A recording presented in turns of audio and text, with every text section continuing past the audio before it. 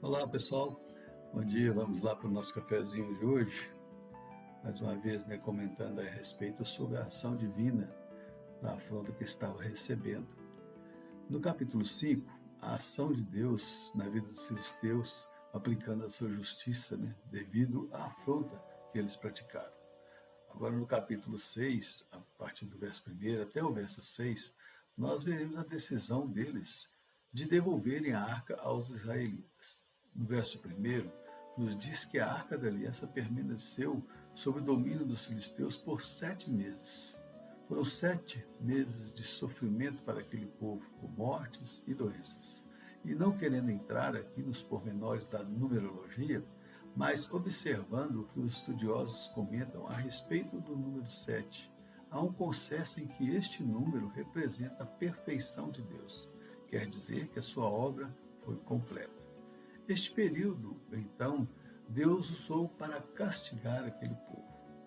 Creio que não foi um castigo mas para apresentar a eles o seu poder e de que não há Deus acima do Deus Todo-Poderoso. No primeiro embate com o deus Dagon, quando os filisteus o viram caído em frente à Arca da Aliança, pela segunda vez, quando a sua cabeça e membros foram arrancados, eles poderiam ter reconhecido a grandeza de Deus e tomado a decisão de devolver a arca. Mas a vontade de Deus não era esta. Havia algo a ser ensinado para aquele povo, tendo a arca sido levada a 3 cidades dos filisteus e o poder de Deus se manifestou àquele povo. Algo parecido com a história lá no Êxodo, quando Deus castigou o Egito com 10 pragas. E até o próprio Deus, onde vemos citado várias vezes que Deus endureceu o coração de Faraó para não deixar ir o seu povo, a ação de Deus era ensinar aos egípcios que aquele povo era escolhido de Deus e não ficaria sob o jugo de homens e outros deuses. E também ensinar ao próprio povo de Deus de que para ter mais confiança no Deus da promessa. Vimos Deus permitindo a derrota do seu povo para os filisteus, por terem tomado uma decisão com seus próprios méritos, sem consultar a Deus e seguindo a vontade de homens. Agora, a partir do verso 2, observaremos as providências para que a arca fosse devolvida para os israelitas. E para isso, vemos citados aqui que eles consultam os sacerdotes e adivinhos para ver como poderiam devolver a arca. Observem no verso 3. Responderam eles: quando enviardes a arca de Deus de Israel, não envieis vazia, porém enviá-la-eis a seu Deus com a oferta pela culpa. Então sereis curados e sabereis por que a mão não se tira de vós. Não convém vocês devolverem ela vazia. Enviem um presente junto, mas observem que não é para qualquer presente, é uma oferta pela culpa.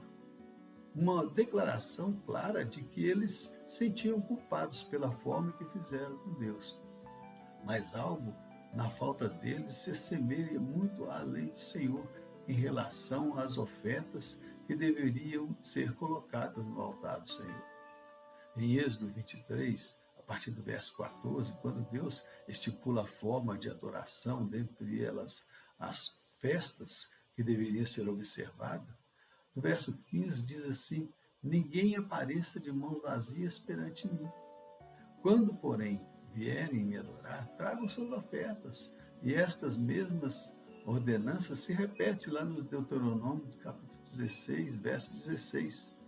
Agora, em Levítico 5, 15 e 16, está escrito assim: quando alguém cometer ofensa e pecar por ignorância nas coisas sagradas do Senhor, então trará ao Senhor por oferta do rebanho um carneiro sem defeito, conforme a sua avaliação em ciclos de prata, segundo o ciclo do santuário, como oferta pela culpa. Assim restituirá o que tirou das coisas sagradas e ainda acrescentará o seu quinto e o dará aos sacerdotes. Assim, o sacerdote, com o carneiro da oferta pela culpa, fará expiação por ele e lhe será perdoado. Esta era a lei do Senhor deixada ao povo através de Moisés, quando ainda estava lá no deserto, saindo do Egito. Interessante, né, que estes sacerdotes de um povo que não tinha aliança e adoravam a outros deuses, terem conhecimento das ações determinadas por Deus, que o povo deveria tomar quando estivessem atribulados pela culpa. Quanto a este fato, afirmo que eles tinham conhecimento das leis do Senhor, certamente como estudiosos, não querendo aqui dar glória ao nosso inimigo, afirmando que eles estavam sendo orientados por Satanás, mas não podemos deixar de considerar que tal fato pode ele ter conhecimento desse fato e está usando as suas armas realmente contra a obra de Deus, desde a criação de todas as coisas. Mas eu prefiro ficar com o pensamento de que estes homens estavam estudando e conheciam outras religiões, como podemos observar isso nos dias de hoje. Mas deixemos de lado este conhecimento, né, e prossigamos. E o povo, ele pergunta no verso 4, qual será a oferta pela culpa? E no verso 4 e 5, eles passam a descrever o que deveria ser feito, buscando nas mazelas ou tumores que haviam sofrido, o que deveriam ser confeccionados objetos para o número de príncipes que havia, no caso, 5 príncipes. Aqui podemos destacar a questão da autoridade que pairava sobre os representantes, no caso os príncipes, porque não tomaram decisão para que isso não ocorresse e foram coniventes com a ação dos líderes deles, que estavam à frente da batalha.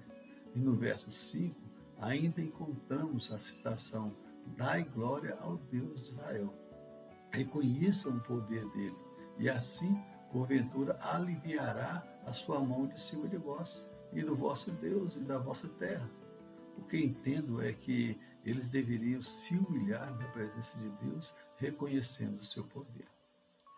Para encerrarmos nosso estudo de hoje, vemos um alerta dos sacerdotes aos príncipes, mais uma vez fazendo menção à história do que Deus já fez com o seu povo. Por quê? Pois endurecereis o seu coração, como os egípcios e Faraó endureceram o coração? Porventura, depois de haverem tratado tão mal, não os deixariam ir e eles não se foram? Não caiam no mesmo erro do Faraó do Egito, pois a derrota pode ser ainda maior. Certamente devem ter lembrado, né, dos príncipes a respeito da história que aconteceu mais uma vez ali no Egito. O que podemos tirar de lição para as nossas vidas é de que devemos ter conhecimento de todas as coisas, para termos condições de dar a nossa opinião. Não podemos embasar no nosso próprio entendimento ou em comentários de terceiros para tomar as nossas decisões. Os sacerdotes basearam em seus conhecimentos observando até a lei de Deus, na qual eles não seguiam. Quanto a nós devemos estar sim estudando, saber de todas as coisas para poder saber dar nossa opinião sincera e verídica a respeito dos fatos. Amém? Que Deus nos abençoe, que nos dê uma semana gloriosa na presença dEle. Vamos ficando aqui, tomando o nosso cafezinho. Até domingo que vem, se Deus assim nos permitir. Tchau, pessoal.